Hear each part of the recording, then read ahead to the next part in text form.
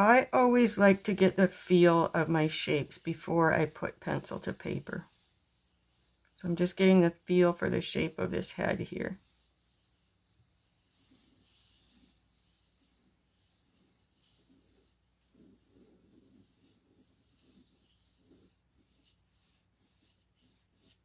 And then the ear.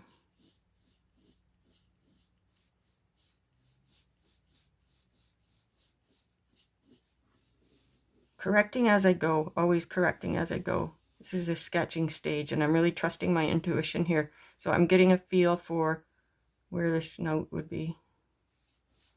You know, you can measure, do all that stuff, but I just find getting a feel is what works best for me.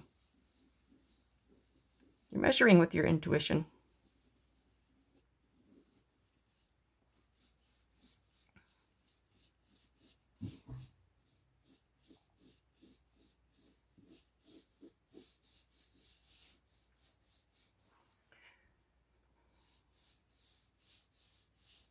There's a connecting line that goes from here across to here for where the chest comes out.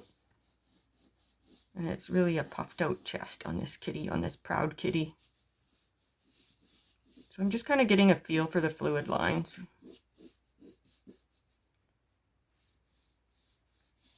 And anytime I'm not sure where the line needs to go, I spend a few moments at least just getting a feel for it first. Actually, first what I want to do is get kind of an intuitive feel as to where these paws would be, where Kitty's paws would be in relation to the head. So I'm just kind of, like, I feel like up here seems too high and down here seems too low.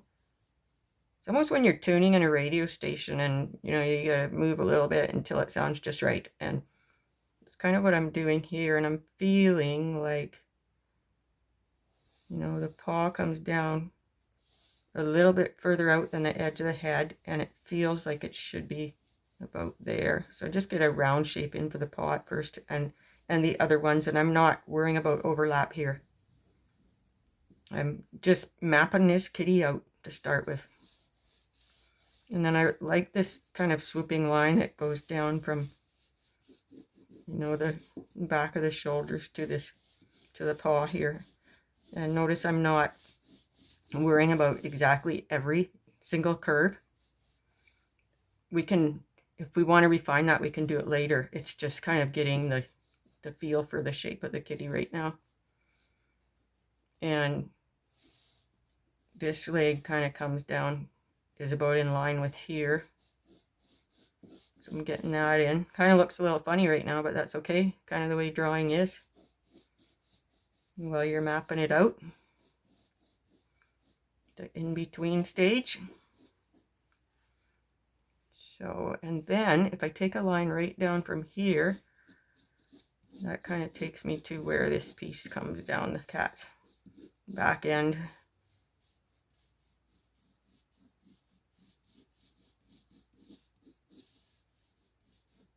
Just kind of getting those shapes in. And I can take a kind of a curve around here. Okay, so curve around here from this, and that brings me to getting the, you know, where it shows through back here. So always look for those connecting lines. And then, you know, I've kind of got her in there. And I say her because the reason I'm doing this cat is because I want to do a portrait of my sister's cat that she had when we were kids. And this is actually the only photo that I have right now. My mom might have more, but I've only got this one right now. And I found the photo to your left on Canva, which is a photo reference place that I pay for, and I can use all their photos for my reference. So I think the photo I found online on Canva, it looks a lot like Tiny. She was a lovely little kitty.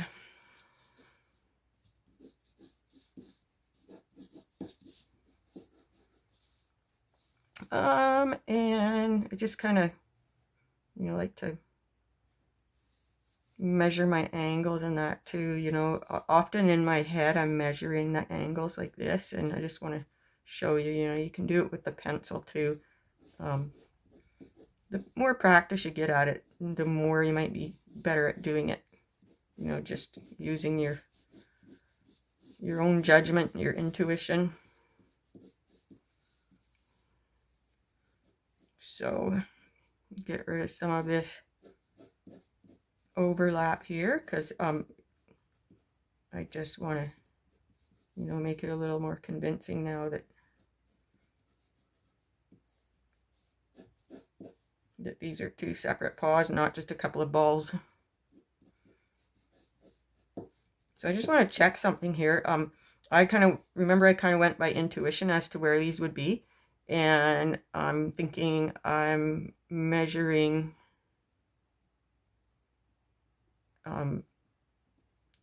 1, 2.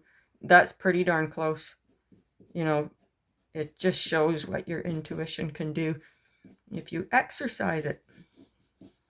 But I'm not worried if it's not exact, because a cat could slouch a little more or it could stretch out a bit. So don't ever worry about exactness. It totally takes the joy out of drawing. For me anyways. So I'm going to put a few more of these. A few more little details, but I want to go easy on the details because it's not about the details. But I want to get it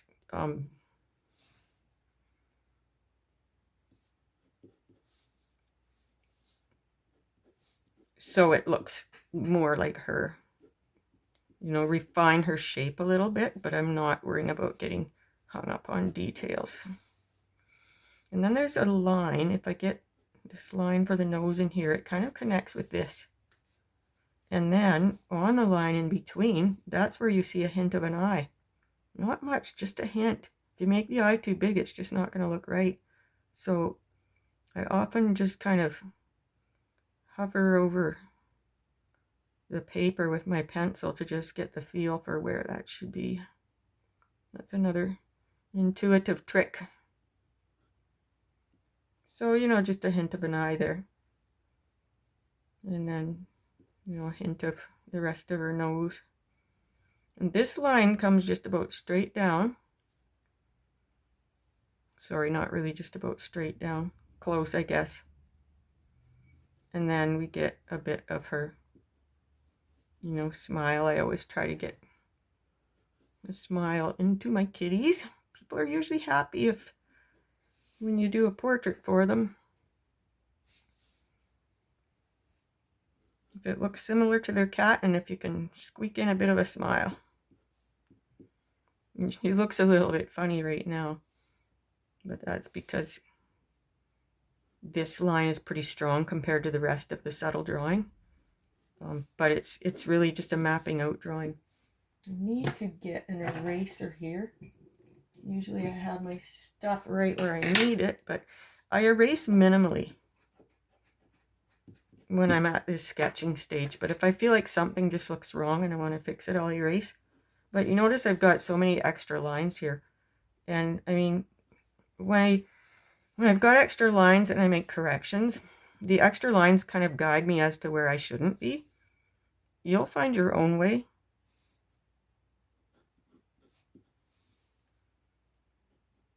When I look at her face, it does look a little bit funny, but at the same time, when I compare it to the photo, it looks pretty darn right to me, because I just have to get past this funny looking stage, or I guess I just have to get past the idea that it looks a little funny and look at my proportions and anatomy, and if that's correct, that's good, because this drawing will be refined. And those funny looking spots sometimes are going to be what guides you.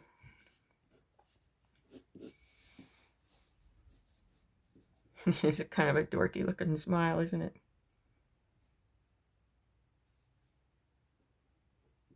I'm going to start refining a little bit more. I'm going to erase that again. I erase and put back down and erase and put back down sometimes, but again, I do erase minimally. And I notice that this really connects with here. The line of her nose comes more down like that.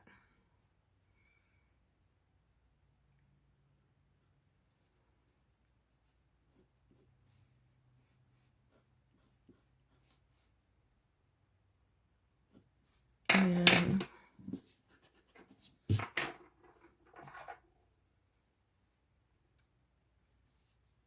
this comes down about there like that. That's pretty correct.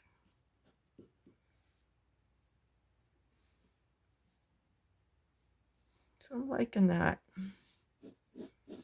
I'll just kind of continue to pick away at it here.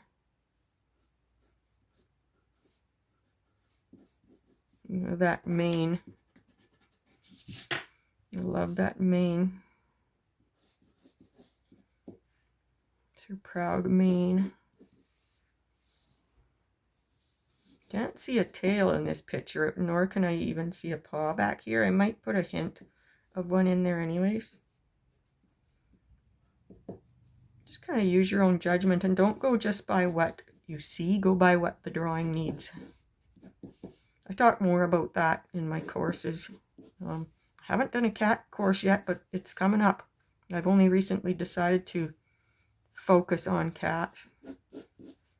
To go to what has always been my passion. I was kind of all over the place, and I realized recently that drawing cats and painting cats are my passion, so that's what I'm going to focus on. And I've got lots more ideas for videos. So I'm just kind of refining her shape now.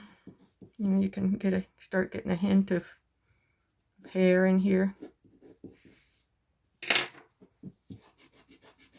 You notice I'm just using kind of like cheap pencils, and actually this is a decent pencil, cheap eraser and stuff. This is just a sketching stage. Yeah, and I can start to, you know, get a bit more shape of her leg in here. Make her look more cat shape. And I know this looks funny now because it's pretty stark lines, but they, as I said, they're good guiding lines. Let's see. Notice there's a line that kind of comes here. And that's kind of shows where her mane is. Just kind of a preliminary sketch that I'm going to turn into a watercolor painting, and I will hopefully do a video for you of the watercolor painting too.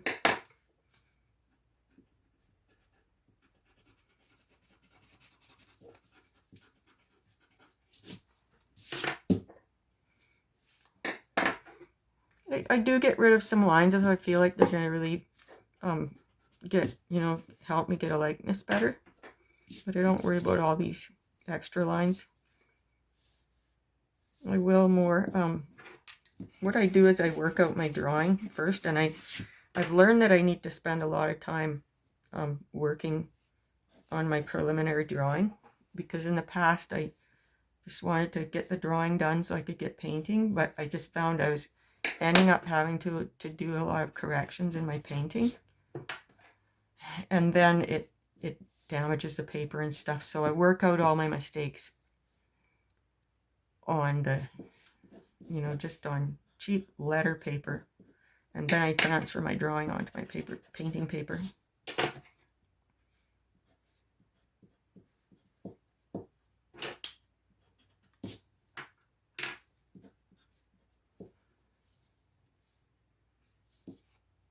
So that's kind of her shape.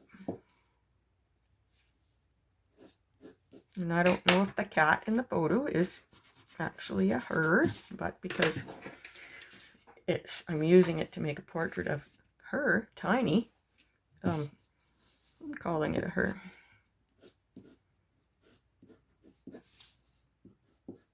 I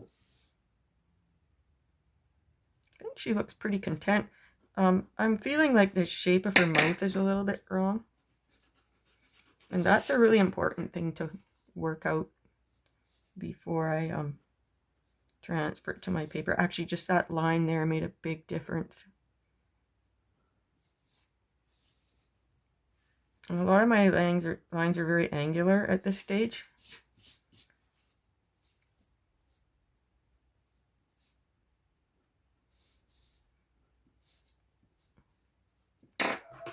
get rid of this.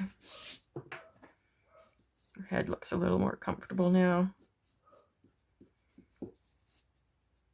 Can't really see her chin. It's kind of tucked into her fur. And if you tried to draw that chin in, which I kind of did a little bit, it would take away from that long-haired cat look. I think Tiny definitely had some Angora cat in her. Not liking a lot of lines there. And I can lighten this up.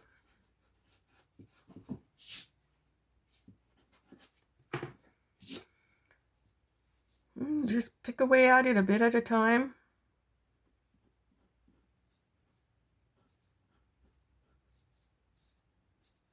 And that's better.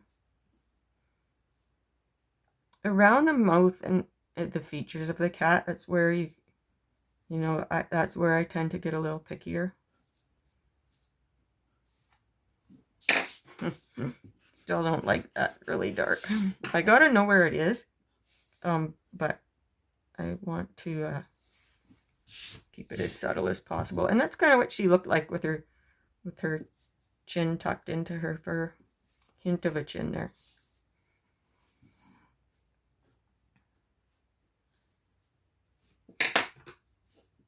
And in my final painting, this eye is going to be light too.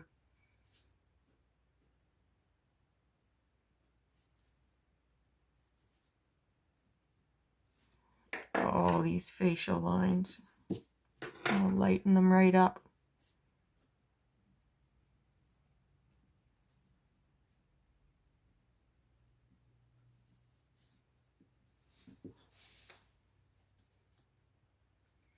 This paw looks a little bit uncomfortable. Here's what I do when I'm, working things like this out, because this line here actually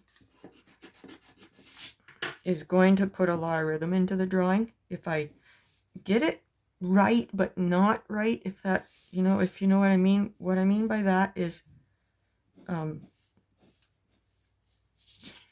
want it to be accurate and look convincing that that's a cat leg, but I also kind of feel a rhythm when I come down here, and just so it kind of has a flow and goes in with the drawing. And then this is kind of where the mane ends. You can get those kinds of lines in there.